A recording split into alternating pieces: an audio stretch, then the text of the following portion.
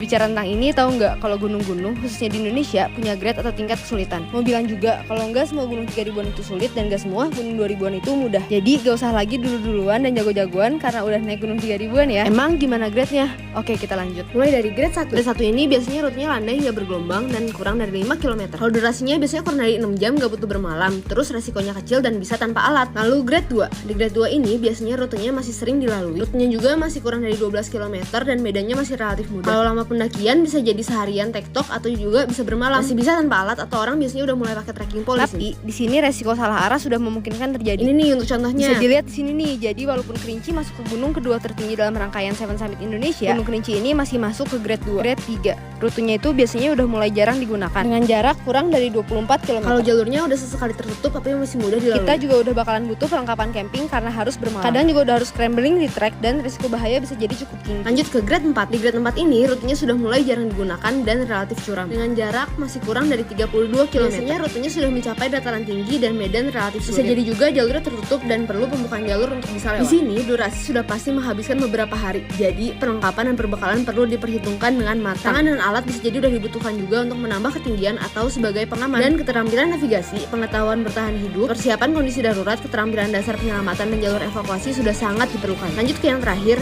grade 5. Di sini biasa kita mendaki cuma tahu doang arah perjalanannya dan masih harus mencari rute. Jaraknya sendiri sudah lebih dari 32 km dan ketinggian bisa jadi sudah sangat tinggi. Jalurnya udah tertutup atau bahkan bisa jadi belum ada jalur dan kadang butuh pembersihan jalur. Medannya terjal dan pasti udah butuh berhari-hari. Nah, di sini keterampilan dasar panjat tebing udah sangat diperlukan. Terus keterampilan navigasi, pengetahuan bertahan hidup, persiapan kondisi darurat dan kemampuan penyelamatan tingkat lanjut di berbagai medan seperti medan gunung, hutan, ketinggian dan ketinggian air udah diperlukan. Terus perlu juga beberapa opsi untuk jalur evakuasi. Nah, jadi udah seberapa mendaki nih kalian? Oke, next bahas apa lagi ya?